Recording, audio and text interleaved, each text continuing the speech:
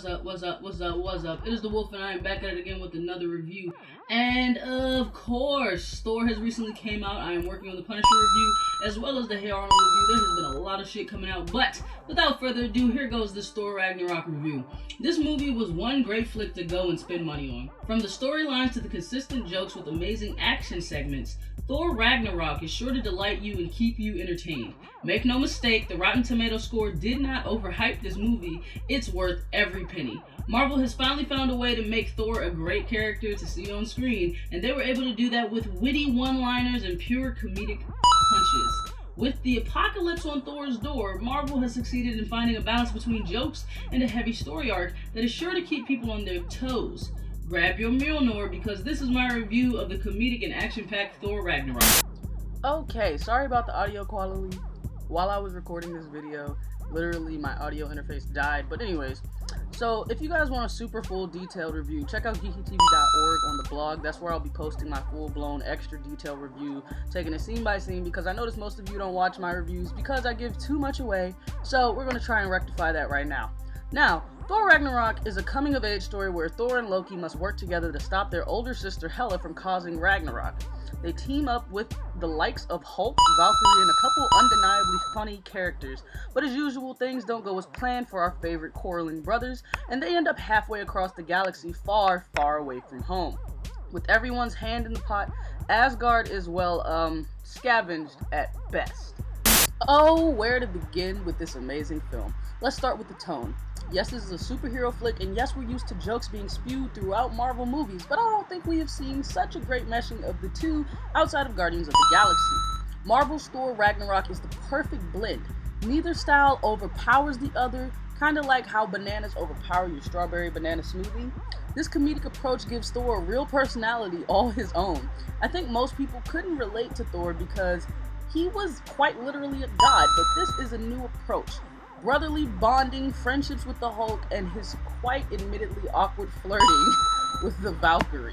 The story itself was just all around great. I am a huge history buff. If you didn't know, I spend a lot of my time reading books like The Geek I Am and watching documentaries from everything ranging from the original spoken language all the way down to the mythology and the beings within them. Freaking spectacular to see the real-life mythos behind Thor come to the big screen.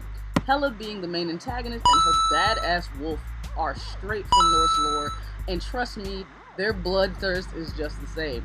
I always say peace is not earned through peace, so of course in my mind I always thought Odin must have had a bloody crusade to create such a utopia, which I already knew because, again, I study mythology a lot, but it was great to see how Marvel show the gray area in their movie.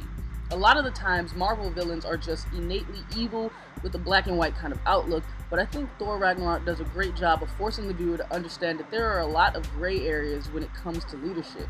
So, at the end of the day, was Odin a type of villain, or just a king trying to secure his place in the world? That's a moral question with a lot of different answers, but it is up for you to decide. The family growth between Loki and Thor was great. It gave both characters a good character arc that required them to mature as people and learn to accept each other. Not only that, but the brotherly love between Thor and Hulk was also great. Not to mention the fact that the directors were clearly super inspired by Planet Hulk. It was awesome to finally get a version of Hulk that I loved as a kid. I genuinely enjoyed the idea of Hulk having enough control to take the reins completely from Banner and live his best life. On Sakaar, Hulk was clearly happy, something that he's not able to get on Earth. If you watched the animated film or read the comics, it's not hard to tell a lot was left out, but I don't think we will ever get a live-action Planet Hulk film, so I think this was as good as we're going to get. It allowed the viewers to explore Hulk's story arc and possibly set him up for more movies in the future. Can we all just agree that Valkyrie is a total badass? She was able to collect Thor in a drunken stupor and then at the end of the day decide that she couldn't betray who she was, a Valkyrie. Although she did not agree with Odin's methods, it seems she may have a bit of a soft spot for the goofy, ineloquent Thor. Honestly, I wouldn't mind seeing Tessa Thompson have her own Netflix spin-off series. I think she carried her character well, and her presence on screen never felt like Marvel was just filling the black girl quota. She was genuinely likable and fell in well with the chemistry of the rest of the characters.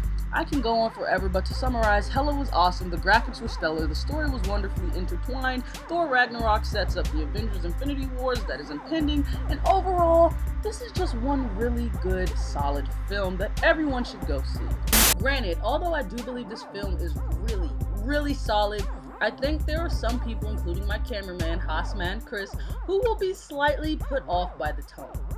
If you go into this movie hoping for a serious tone the entire way through, you may not like this film.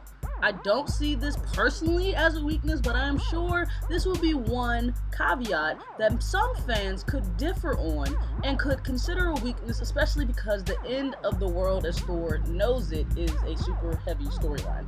That's the only issue I can think of with this movie overall, and perhaps maybe, you know, most people want to see more of a Planet Hulk situation, even though it was a big part of this film. I don't see many issues with this film. I think those would be the major two, if any at all. Overall, Thor Ragnarok was at this very moment, because Black Panther hasn't come out yet, the best Marvel movie out in my personal opinion. It was the perfect melding of comedy and action, albeit as it may. If you're looking for a more serious tone like the two previous iterations, then this film may not be for you, but if you go in there open-minded, you are sure to not be disappointed. Every character has something to do on screen, the story never once felt stagnant, and the overall tone of the film was just freaking great. I love the humor. Seriously, humor with a character like Thor is so important because he is a literal god, and I think the problem we face with Thor in movies and the comics as well was the fact that most of us can't relate to a god. We're infallible.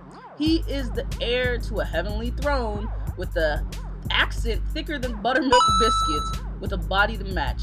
This film gives Thor some much needed humanity and a show of brotherly love, not just between his blood siblings, his adopted sibling, but Hulk as well. For all those reasons and more, Thor Ragnarok gets a 9 out of 10 from me. Alright, so this is as good as I could get it as a spoiler-free review of Thor Ragnarok. If you enjoyed this, let me know in the comment section below. Like, of course, and if you want to get a more detailed, almost scene by scene or arc by arc review of Thor Ragnarok, please go to either the GeekETV.org blog page where if you like to read, it's written up for you there. Do your thing. But if you want a video version, please join the GeekETV Patreon. You can get stuff like that for as little as $1 a month. You sit down and talk about dumb shit, and you get t-shirt designs, you can do the workout videos, and all kinds of stuff. So support your girl if you love the content. You know what I'm saying? YouTube makes it difficult to produce shit nowadays, but I'ma keep striving. And yeah, if you enjoyed this review, let me know in the comment section below. Like, share, subscribe. Oh, and please remember that The Punisher is in the process, as well as Hey Arnold, the movie, the Jungle movie, because it just came out. It's a little overwhelming. I got videos and scripts and shit I need to do. So, please be patient, it's coming. Remember to like, share, subscribe, and even though the wolf's got a scat, just remember, long little wolf pack.